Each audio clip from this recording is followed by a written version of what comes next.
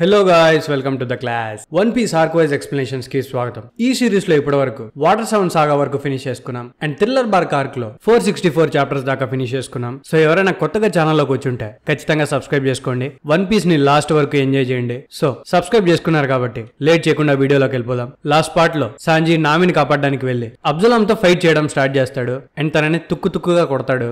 ఈ పార్ట్ అక్కడ నుండే స్టార్ట్ అవుతుంది. సాంజీ దగ్గర దెబ్బలు తిన్న తర్వాత అబ్జలాం కి సాంజీ వీక్నెస్ అర్థమవుతుంది. సో సాంజీతో, నువ్వు అప్పటి నుండి నా డెవిల్ ఫ్రూట్ పవర్స్ కావాలి అంటున్నావు కదా, నా డెవిల్ ఫ్రూట్ పవర్స్ ని నీతో టేస్ట్ చేయిస్తా అని చెప్పి సడన్ గా మాయమైపోతాడు. తను నామిని తీసుకుని మళ్ళీ ఎక్కడ పారిపోతాడు అని చెప్పి సాంజీ నామిని చేతిలోకి తీసుకునేసరికి అబ్జలాం సాంజీని కొట్టడం స్టార్ట్ చేస్తాడు. కానీ సాంజీ చేతిలో నామి ఉండడం వల్ల తను అస్సలు ఫైట్ చేయలేకపోతుంటాడు అనమాట.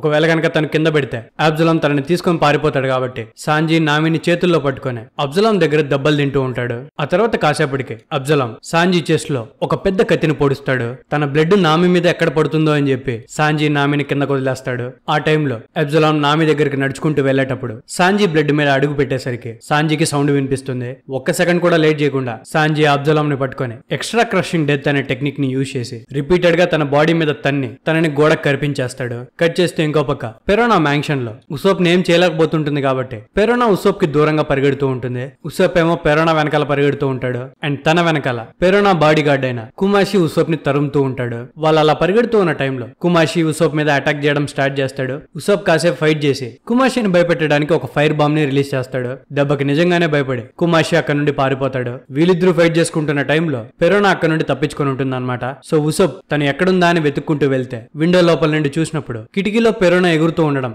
ఉసోప్ గమనిస్తాడు. అప్పటిదాకా పరిగెడుతూ ఉన్న పెరోనా సడన్ గా తనతో ఫైట్ చేయడానికి ఆగుండడం చూసి ఉసోప్ షాక్ అవుతాడు. గాల్లోకి ఎగిరితే ఉసోప్ పట్టుకోలేడు కాబట్టి తను హ్యాపీగా ఉందేమో అని ఉసోప్ అనుకుని ఉసోప్ పెరోనాతో, నువ్వు గాల్లో ఎగురుతున్న మాత్రాన నువ్వు సేఫ్ అని మీనింగ్ కాదు, నేను ఒక స్నైపర్ ని అండ్ నా చేతిలో ఉన్న దాని పేరు కాబుటో. దీనికి 5 సపోర్టివ్ స్టెమ్స్ ఉండడం వల్ల దీని స్టెబిలిటీ అండ్ ఫైరింగ్ రేంజ్ వేరే లెవెల్లో ఉంటాయి. అండ్ దీనికి అటాచ్ చేసిన పాచింకోకి స్కై ఐలాండ్ నుండి తీసుకొచ్చిన ప్రెస్ డైల్ ని యాడ్ చేశాను. దానివల్ల దీంతో నుండి ఫైర్ చేసిన బుల్లెట్ కి రొటేషన్ స్పీడ్ చాలా ఎక్కువగా ఉంటాయని పెరోనా మీద అటాక్ చేస్తాడు. తన మీద అటాక్ చేయగానే తన అక్కడి నుండి మాయమైపోతుంది. ఇంతకీ ఎక్కడికి వెళ్ళింది అని ఉసోప్ వెనక్కి తిరిగి చూస్తే పెరోనా ఒక జైంట్ లాగా మారిపోయి ఉంటుంది అనమాట. అది చూసి భయపడిన ఉసోప్ తన మీద బుల్లెట్స్ తో అటాక్ చేస్తూనే ఉంటాడు. అది తనకి తగలడానికి వచ్చినప్పుడు పెరోనా మళ్ళీ చిన్నగా మారిపోయి ఆ అటాక్ నుండి తప్పించుకుంటుంది. ఆ తర్వాత ఉసోప్ తన మీద ఎన్నిసార్లు అటాక్ చేయడానికి ట్రై చేసినా ఒక్కటి కూడా తనకి తగలదనమాట. తను అన్ని తప్పించుకొని ఎగురుకుంటూ ఉసోప్ బాడీ లోపలికి చేతులు పెట్టేస్తుంది అండ్ తన చెస్ట్ లోపలికి చేయి పెట్టి గుండెని పట్టుకొని, నీ గుండెని పిండేస్తాను అని చెప్పి తన గుండెని పట్టుకొని ప్రెస్ చేయడం స్టార్ట్ చేస్తుంది. దెబ్బకు ఉసోప్ వెనక్కి పడిపోతాడు. కట్ చేస్తే తను ఉసోప్ గుండెని ఏం ప్రెస్ చేసి ఉండదు, జస్ట్ ఊరికే భయపెట్టి ఉంటుంది అనమాట, నలిపేస్తా అని చెప్పి. తను ఎవరిని టచ్ చేయలేదు, జస్ట్ ఎవరి గుండా అయినా పాస్ అవ్వగలుగుతుంది అంతే. సో పెరోనా తన పవర్స్ తో దేంట్లో పడితే దాంట్లోకి దూరిపోతూ ఉసోప్ ని భయపెట్టడం స్టార్ట్ చేస్తుంది. ఉసోప్ ఎన్నిసార్లు అటాక్ చేద్దామని అనుకున్నా ఒక్క బుల్లెట్ కూడా పెరోనాకి తగలవు. సో ఉసోప్ కాసేపటికి, నువ్వు నన్ను అటాక్ చేయలేవు, నేను నిన్ను అటాక్ చేయలేను కదా అని అంటే పెరోనా ఒక చిన్న ఆత్మని ఉసోప్ దగ్గర ఉన్న వాళ్ళ దగ్గరికి పంపించి తన ముందరే బ్లాస్ట్ చేస్తుంది. దెబ్బకు ఉసోప్ భయపడి చేస్తాడు. పెరోనా తన మీదకి చిన్న సోల్స్ ని పంపించి తన మీద పేల్చడానికి ట్రై చేస్తుంది. ఉసోప్ ఆపకుండా పరిగెడుతూ తన దగ్గర నుండి తప్పించుకుంటూ తన మీద అటాక్ చేయడానికి ట్రై చేస్తాడు గానీ ఒక్క అటాక్ కూడా తన మీద పని చేయదు. అలా పరిగెడుతూ ఉసోప్ ఒక స్తంభానికి తగిలి అక్కడే పడిపోయేసరికి పెరోనా తన మీదకి చిన్న గోస్ట్లను పంపించి తన బాడీ అంతా బ్లాస్ట్ అయ్యేలా చేస్తుంది. ఇంతలోనే కుమాషి కూడా అక్కడికి వచ్చి ఉసోప్ ని దారుణంగా కొట్టడం స్టార్ట్ చేస్తాడు. కుమాషి ఒక టెడ్డీ బేర్ లాగా అనిపించిన తనకి రియల్ బేర్ కున్నంత స్ట్రెంత్ ఉంటుందన్నమాట. కుమాషి దగ్గర దెబ్బలు తింటూ ఉసోప్ అక్కడే పడిపోతాడు. తను కొట్టే దెబ్బలకి తట్టుకోలేక నాకు హెల్ప్ చేసి సోగేకింగ్ అని చెప్పి తన ఫేస్ కి మాస్క్ పెట్టుకొని కుమాషి నోట్లకి సాల్ట్ వేసేస్తాడు. దెబ్బకి కుమాషి సోల్ ప్యూరిఫై అయిపోతుంది. అది చూసి పెరోనా చాలా కోపంగా, ఇంతకీ కుమాషిని ఏం చేసావు, ఇంతకీ ఆ పిచ్చి మాస్క్ ఏంటి అని అడిగితే దానికి ఉసోప్, ఇది మాస్క్ కాదు, నా పేరు సోగేకింగ్, మిమ్మల్ని కలిసినందుకు ఆనందంగా ఉంది అని అంటాడు. పెరోనా ఏమో, ఆ మాస్క్ వెనకాల ఉన్నది నువ్వే అని నాకు తెలుసు, పిచ్చి వేషాలు వేయకు అనేసరికి ఉసోప్ మళ్ళీ పరిగెట్టడం స్టార్ట్ చేస్తాడు. పెరోనా తన సోల్స్ తో ఉసోప్ ని మళ్ళీ అటాక్ చేస్తుంది. దెబ్బకు ఉసోప్ అక్కడే పడిపోతాడు. పెరోనా చాలా హ్యాపీగా తన మీద గెలిచేసా అనుకుని తన దగ్గరికి వస్తుంది. అప్పుడు ఉసోప్, నీ ట్రిక్ నాకు తెలిసిపోయింది అని చెప్పి చుట్టూ వెతికేసరికి ఒక రూమ్ తనకు కనిపిస్తుంది. ఆ రూమ్ ని బ్లాస్ట్ చేసేసరికి తనకి పెరోనా రియల్ బాడీ కనిపిస్తుంది. యాక్చువల్లీ ఉసోప్ వాళ్ళు జోరో వాళ్ళతో కలిపి ఉన్నప్పుడు పెరోనా ఎగరడానికి ట్రై చేసి ఉండదు అండ్ తన పవర్స్ ని కూడా చూపించుండదు. కానీ ఉసోప్ తన వెనకాల పడినప్పుడు తను కాసేపు కనిపించకుండా అయిపోయి ఉంటుంది. అప్పటి నుండే తను ఎగరడం అండ్ వస్తువుల్లో నుండి పాస్ అవడం చేసి ఉంటుంది. దాన్ని బట్టి ఉసోప్ కనిపెట్టేసి ఉంటాడు. ఒకవేళ ఈ అమ్మాయికి స్టార్టింగ్ నుండి పవర్స్ ఉంటే ఎందుకు యూజ్ చేయలేదు, ఇప్పుడే ఎందుకు యూజ్ చేసింది అని. సో తన రియల్ బాడీ ఖచ్చితంగా ఎక్కడో ఒక చోట ఉంటుంది అని ఆ రూమ్ ని కనిపెట్టి దాని మీద అటాక్ చేస్తే నిజంగానే పెరోనా బాడీ సపరేట్ గా ఉండుంటుంది. సో ఉసోప్ ఒకవేళ పెరోనా బాడీని డ్యామేజ్ చేస్తే తన సోల్ ఎక్కడికి వెళ్ళలేదు కాబట్టి తను పెరోనా బాడీ మీద అటాక్ చేస్తాడు. కానీ ఆ అటాక్ పెరోనా బాడీకి తగలదు. తన బాడీని అటాక్ చేశాడనే కోపంతో పెరోనా అప్పుడే చిన్న చిన్న సోల్స్ ని బాంబ్స్ లాగా చేసింది కదా, అలాంటి బాంబ్ నే ఒక పెద్ద సోల్ తో ఒక పెద్ద హాలోతో తయారు చేస్తుంది. అది ఉసోప్ మీదకి పంపించి తన సోల్ ఫామ్ తో ఎగురుకుంటూ వెళ్లి రియల్ బాడీలోకి వెళ్ళిపోతుంది. అండ్ తన కళ్ళు తెరవగానే ఉసోప్ ని మింగేసిన హాలోని ఉసోప్ తో పాటు పేల్చేద్దామని తన చిటికి వేస్తే ఉసోప్ కేం కాదు, ఎలా తప్పించుకున్నాడు అని పెరోనా షాక్ అవుతుంది. ఉసోప్ ఇంపాక్ట్ డైల్ ని యూజ్ చేసి ఆ బ్లాస్ట్ మొత్తాన్ని అబ్జర్వ్ చేస్తుంటాడనమాట. అండ్ ఇంకోటి ఏంటంటే ఇందాక ఉసోప్ ఒక అటాక్ యూజ్ చేసింది పెరోనా బాడీ అక్కడే స్టిక్ అయిపోవడానికి. సో పెరోనా ఎక్కడికి కదలలేని పొజిషన్ లోకి వచ్చేస్తుంది అనమాట. ఇంతలోనే ఉసోప్ గెలిచేశాడు అనుకుంటున్న టైంలో ఒక పిగ్ కమాండర్ హిప్పో ఉసోప్ మీద అటాక్ చేయడానికి ట్రై చేస్తాడు. కానీ ఉసోప్ తన ఇంపాక్ట్ డైల్ లో ఉన్న ఇంపాక్ట్ ని బయటికి రిలీజ్ చేసేసరికి ఆ జాంబీ అక్కడికక్కడే కుప్పకూలిపోతుంది. ఆ తర్వాత ఉసోప్ కొన్ని కాక్రోచెస్ ని పెరోనా బాడీ మీదకి పంపిస్తాడు. లిటరల్ గా భయంతో పెరోనా గట్టిగా అరుస్తూ ఉంటుంది. ఇంతలో ఉసోప్ 10 టన్నులున్న ఒక ఫేక్ సుత్తిని బయటికి తీసి నన్ను ఈస్ట్ బ్లూలోనే అందరికంటే స్ట్రాంగెస్ట్ మ్యాన్ అని అంటారు, ఈ 10 టన్ సుత్తితో నేను నిన్ను ఒకే దెబ్బకి లేపేస్తాను అని ఉసోప్ తనకి అబద్ధం చెప్పి భయపడతాడు. పెరోనా కూడా ఆ 10 టన్నులు ఉన్న సుత్తిని చూసి భయపడిపోతూ ఉంటుంది. నన్ను కొట్టద్దు అని అడుక్కుంటుంది. కానీ ఉసోప్ పెరోనా నెత్తి మీద కొట్టేసరికి పెరోనా అలాగే స్పృహ తప్పిపోతుంది. అండ్ ఆ 10 టన్ సుత్తి కూడా ఒక బెలూన్ అనమాట. సో పెరోనాతో ఫైట్ లో ఈ పక్క ఉసోప్ గెలిచేస్తాడు. కట్ చేస్తే ఇంకో వైపు ర్యూమాకి అండ్ జోరోకి మధ్యలో ఫైట్ జరుగుతూ ఉంటుంది. వాళ్ళు లిటరల్ గా బిల్డింగ్ రూఫ్ టాప్స్ మీద ఫైట్ చేసుకుంటూ ఉంటారన్నమాట. ర్యూమా చాలా పవర్ఫుల్ గా ఉండడం వల్ల ఫైట్ లో ర్యూమానే డామినేషన్ చూపిస్తూ ఉంటాడు. ర్యూమా పవర్ ని చూసి బ్రూక్ స్టన్ అయిపోతాడు అనమాట. ఆ జాంబీ నాతో ఫైట్ చేసేటప్పుడు ఇంత సీరియస్ గా ఫైట్ చేయలేదు అని చెప్పి ఫ్రాంకీతో చెప్తాడు. యాక్చువల్లీ 5 minutes కి ముందు జోరో ర్యూమాని తన స్వాడ్ కావాలి అని అడుగుంటాడు. ర్యూమా దానికి ఆల్రెడీ నీ దగ్గర 3 స్వాడ్స్ ఉన్నట్టున్నాయి కదా అని అంటే దానికి జోరో నా దగ్గర ఉన్న 3వ స్వాడ్ ఇరిగిపోయింది, నేను నీ డెడ్ బాడీ మీద నుండి అయినా ఖచ్చితంగా నీ స్వాడ్ ని తీసుకుంటాను అని అంటే దానికి ర్యూమా ఏంటి నువ్వు 3 స్వాడ్స్ తో ఫైట్ చేస్తావా, అదేమన్నా కొత్త యాక్రోబెటిక్స్ అని అంటే దానికి జోరో నీకు నా 3 స్వాడ్ స్టైల్ ని చూపించలేకపోతున్నందుకు నాకు చాలా బాధగా ఉంది, నాకెందుకో తెలియదు కానీ నువ్వు చాలా స్ట్రాంగ్ అనే ఫీలింగ్ వస్తుంది, నువ్వు మెమరీతో కాదు ఎమోషన్ తో ఫైట్ చేయబోతున్నావు అనిపిస్తుంది, ఏదో ఒక పెద్ద క్రియేచర్ నన్ను చంపడానికి వస్తే ఎలా ఉంటుందో అలాంటి ఫీలింగ్ నాకు వస్తుంది, ఎందుకో నీతో ఫైట్ చేయడానికి నా బాడీ డాన్స్ చేస్తుంది అనేసరికి ర్యూమా జోరో మీద అటాక్ చేస్తాడు. ఆ అటాక్ ని జోరో 2 కత్తులతో ఆపుతాడు. ర్యూమా తన స్వాడ్ తో ఒక అటాక్ ని యూజ్ చేసేసరికి తన దూరం నుండి కత్తిని చూపించిన అదొక క్యానన్ లాగా వాళ్ళలో పెద్ద హోల్ నే చేస్తుంది. ఒక స్వాడ్ ని పిస్టల్ లాగా ఎలా యూజ్ చేయగలిగాడని ఫ్రాంకీ వాళ్ళు స్టన్ అయిపోతారు. కట్ చేస్తే అలా అటాక్ చేసింది ర్యూమా మాత్రమే కాదు, తనకి ఆపోజిట్ లో జోరో కూడా అటాక్ చేసుంటాడు. తన కత్తితో దూరం నుండే వాల్ మీద ఒక పెద్ద స్లాష్ ని చేసుంటాడు. బ్రూక్ వాళ్ళిద్దరు ఫైట్ ని చూసి ఆ సామురాయ్ జాంబీ లోపల నా షాడోనే ఉన్నప్పటికీ తన జోరోతో ఫైట్ చేస్తున్నప్పుడు మాత్రం తను ఫైట్ చేసే విధానమే మారిపోతుంది. నాకు తెలిసి వాళ్ళిద్దరు స్వాట్స్ మెన్నే కాబట్టి తన పాత బాడీ ఇన్స్టింక్ట్స్ బయటకు వస్తున్నట్టున్నాయి, వాళ్ళిద్దరికి ఉన్న స్ట్రెంత్ కూడా ఈక్వల్ గానే ఉంది, కానీ ఈ మ్యాచ్ మాత్రం ఎక్కువసేపు నడవదు అని చెప్తాడు. ఇంతలోనే జోరో అండ్ ర్యూమా ఒకరి మీద ఒకరు పెద్ద పెద్ద అటాక్స్ ని యూజ్ చేసుకుంటూ ఉంటారు. బ్రూక్ చెప్పినట్టుగానే వాళ్ళిద్దరు పవర్ ఒకటేలా ఉంటుంది, కానీ ర్యూమా కొట్టే దెబ్బలకి జోరో స్వాడ్ ఫైట్ మధ్యలోనే ఇరిగిపోతుంది. ఆ తర్వాత ఫైట్ చేస్తూ జోరో ర్యూమా మీద ఒక అటాక్ చేయగలుగుతాడు. జోరో అటాక్ చేయగానే ర్యూమా బాడీ అంతా బ్లూ ఫ్లేమ్స్ అంటుకోవడం స్టార్ట్ చేస్తాయి. ఆ ఫ్లేమ్స్ ని చూసి ర్యూమాకి అర్థమవుతుంది తను ఓడిపోయాడు అని. సో జోరో వైపు తన కత్తిని చూపించి ఈ షూస్వి ఎప్పటి నుంచో నీలాంటి మాస్టర్ ని కోరుకుంటుంది అనుకుంటా అని చెప్పి ఆ కత్తిని జోరో ఉన్న వైపు వదులుతాడు. జోరో దాన్ని క్యాచ్ పట్టుకోగానే ర్యూమా బాడీ మొత్తం కాలిపోవడం స్టార్ట్ చేస్తుంది. అండ్ ఫైనల్ గా ర్యూమా బాడీ లోపల నుండి బ్రూక్ షాడో బయటకు వచ్చి బ్రూక్ కి తన షాడో తిరిగి దొరుకుతుంది.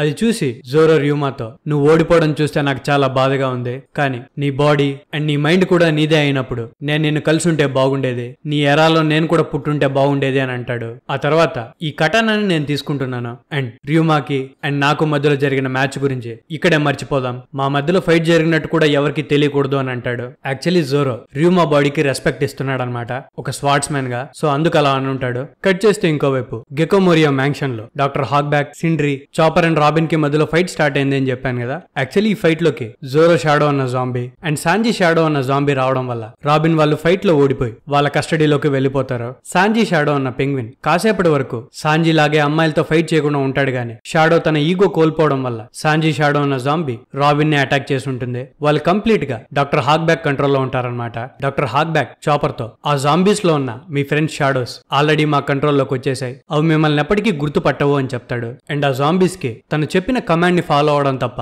వేరే ఏం దారి లేదు అని చెప్తాడు. అది విని చాపర్ నేను నిన్ను ఒక డాక్టర్ గా రెస్పెక్ట్ చేసేవాన్ని, నువ్వు చాలా మంది ప్రాణాలని కాపాడావు, కానీ జాంబీస్ మీద నువ్వు ఎంత రీసెర్చ్ చేసినా నీకు బాగా తెలుసు చావు చావు అనేది అందరికీ వస్తుంది. చాలా మంది వాళ్ళ చివరి మాటల్ని వాళ్ళకి కావాల్సిన వాళ్ళకి చెప్పలేక చనిపోయిన వాళ్ళు ఉన్నారు. కానీ వాళ్ళని తిరిగి బ్రతికించాలనుకోవడం అనేది సరైన పద్ధతి కాదు. చనిపోయిన వాళ్ళని బ్రతికించాలనుకోవడం మంచి విషయమే, కానీ అలా బ్రతికించి వాళ్ళని వాడుకోవడం అనేది చాలా తప్పు. నేను నిన్ను ఒక డాక్టర్ గా పరిగణించను అని అనేసరికి దానికి డాక్టర్ హాక్బ్యాక్, నువ్వు నన్ను డాక్టర్ గా చూస్తావా లేదా అనేది నాకు అనవసరం, నేనేదో అందరికి సేవ చేయడానికి డాక్టర్ నవ్వలేదు అని అంటే దానికి చాపర్, ఈ రూమ్ లో ఉన్న జాంబీస్ ఆల్రెడీ ఎప్పుడో చనిపోయాయి, అవి జస్ట్ కదులుతున్నాయి అంతే, అవి బ్రతికిలేవు, నువ్వు చేసిన ఈ ప్రయోగాలు లైఫ్ మీద ఒక జోక్ మాత్రమే అని అంటాడు. దానికి డాక్టర్ హాక్బ్యాక్, అవి బ్రతికిలేవు అని ఎలా అనగలుగుతున్నావు, అవి నీ ముందరే కదులుతున్నాయి కదా, ఆ డెడ్ బాడీస్ తిరిగి బ్రతకడం అనేది ఒక మిరాకిల్, అలాంటి మిరాకిల్ ని నువ్వు ఎలా కాదనగలుగుతున్నావు, కావాలంటే చూడు అని చెప్పి సిండ్రీని తంతాడు. ఆ తర్వాత సిండ్రీని ఫ్లోర్ నాకమని చెప్తాడు. సిండ్రీ కూడా డాక్టర్ హాక్బ్యాక్ కమాండ్ ని ఫాలో అవుతూ ఫ్లోర్ ని లిక్ చేస్తుంది.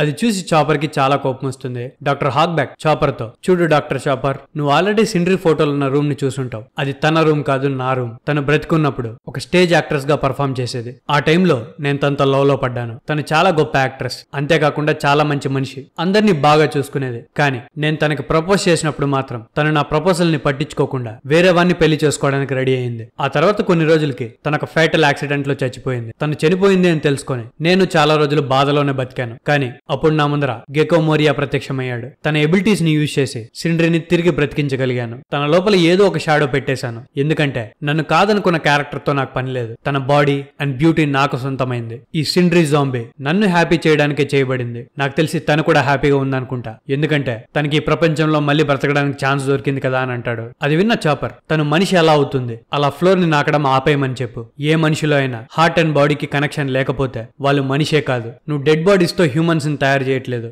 రాక్షసుల్ని తయారు చేస్తున్నావు. నువ్వు జాంబీని తయారు చేసిన ప్రతిసారి ఒక మనిషికి అన్యాయం చేస్తున్నావు. నేను మాత్రం నిన్ను ఖచ్చితంగా ఆపుతాను అని అంటాడు. అది విని డాక్టర్ హాక్బ్యాక్, ఏదో లైఫ్ గురించి చాలా తెలిసినట్టు మాట్లాడకు డాక్టర్ చాపర్, నీకు మెడిసిన్ గురించి తెలిసిందే చాలా తక్కువ. నేను నిన్ను కూడా ఒక డెడ్ బాడీలా మార్చి నిన్ను కూడా ఒక జాంబీలా మారుస్తాను, అప్పుడు నీకు తెలుస్తుంది ఎవరిని రెస్పెక్ట్ చేయాలో అని అంటాడు. ఆ తర్వాత సిండ్రీ చాపర్ మీద అటాక్ చేయడానికి ట్రై చేస్తుంది, కానీ చాపర్ సిండ్రీని ఆపుతాడు. చాపర్ ఆగు ఆగు అని ఎంత చెప్తున్నా సిండ్రీ మాత్రం తన దగ్గర ఉన్న ప్లేట్స్ తో చాపర్ ని గట్టిగా అటాక్ చేస్తూనే ఉంటుంది. చాపర్ సిండ్రీ చేతులు పట్టుకొని, నువ్వు ఆల్రెడీ చనిపోయావు, అది నాకు చాలా బాధ కలిగిస్తోంది, ఒకవేళ నీ ఫ్యామిలీకి గనక నీ పరిస్థితి ఇలా మారింది అని తెలిస్తే నువ్వేం చేస్తావు, నీ వూండ్స్ ని తను ఇష్టం వచ్చినట్టు కుట్టేశాడు, నువ్వు జస్ట్ ఇప్పుడు ఒక సోల్జర్ మాత్రమే, ఇది గనక నీ బంధువులకు తెలిస్తే వాళ్ళ విషయాన్ని తట్టుకోలేరు, నువ్వు ఏ హార్ట్ తో ఇతో పుట్టావో పెరిగావో అది ఆల్రెడీ చనిపోయింది, ఇప్పుడు నీ బాడీ ఒకటి సింగిల్ కమాండ్ మీద నడుస్తోంది, అసలింటికి ఏంటిది అని అడుగుతాడు. దానికి డాక్టర్ హాక్బ్యాక్, నువ్వు ఎంత చెప్పినా తను మాత్రం ఆగదు, నేను చేసిన ఈ ప్రయోగం హ్యూమన్ హిస్టరీలోనే గొప్పది,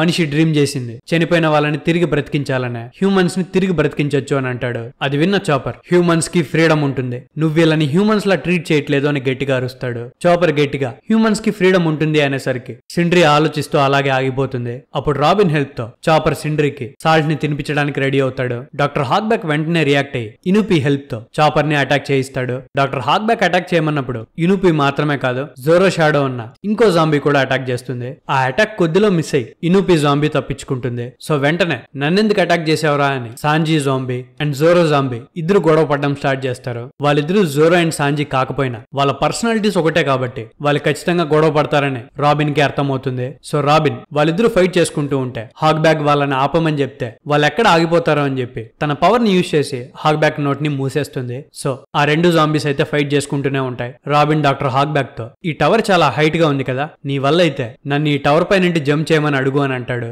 అది విని డాక్టర్ హాక్బ్యాక్, దాంట్లో ఏముంది ఖచ్చితంగా చెప్తాను, మీరిద్దరు ఈ బిల్డింగ్ పై నుండి దూకేయండి అని రాబిన్ వాళ్ళతో అంటాడు. డాక్టర్ హాక్బ్యాక్ కమాండ్ విని ఆ కమాండ్ వాళ్ళకే ఇచ్చారేమో అనుకుని Sanjhi zombie and Zoro zombie ఇద్దరు బిల్డింగ్ పై నుండి దూకేస్తారు. ఇంకా ప్లేస్ లో మిగిలింది డాక్టర్ హాక్బ్యాక్, సిండ్రీ, చాపర్ అండ్ రాబిన్ మాత్రమే. చాపర్ డాక్టర్ హాక్బ్యాక్ తో లూఫీ గెకో మోరియాని ఓడించేసిన తర్వాత ఆ జాంబీస్ ఎలాగో ప్యూరిఫై అయిపోతాయి. నేనైతే నిన్ను ఓడించాలనుకుంటున్నా డాక్టర్ హాక్బ్యాక్ అని చెప్తాడు. అది విని డాక్టర్ హాక్బ్యాక్ భయంతో సిండ్రీని చాపర్ తో ఫైట్ చేయమని అడుగుతాడు. కానీ సిండ్రీ మాత్రం కదలలేకపోతుంటుంది అండ్ తన కళ్ళల్లో నుండి నీళ్లు బయటకు వస్తాయి. ఆ తర్వాత డాక్టర్ హాక్బ్యాక్ ఎన్నిసార్లు సిండ్రీని చాపర్ వాళ్ళని అటాక్ చేయమని చెప్పినా సిండ్రీ అటాక్ చేయదు. అది చూసి చాపర్ కి అర్థమవుతుంది 10 ఏళ్ల ముందు చనిపోయిన డెడ్ బాడీకి కూడా ప్రాణం ఉంటుంది అని. సిండ్రీ బాడీ మెల్లగా కంట్రోల్ కోల్పోతున్నప్పుడు రాబిన్ తన పవర్స్ తో సిండ్రీని క్యాప్చర్ చేస్తుంది. ఇంకో పక్క చాపర్ ఏమో డాక్టర్ హాక్బ్యాక్ పరిగెడుతుంటే తనను పట్టుకొని రాబిన్ హెల్ప్ తో డాక్టర్ హాక్బ్యాక్ ని చాలా హైట్ కి తీసుకెళ్తాడు. అక్కడ నుండి డాక్టర్ హాక్బ్యాక్ తలకై పగిలిపోయేలాగా ఫ్లోర్ మీదకి స్మాక్ కొట్టాలనుకుంటాడు.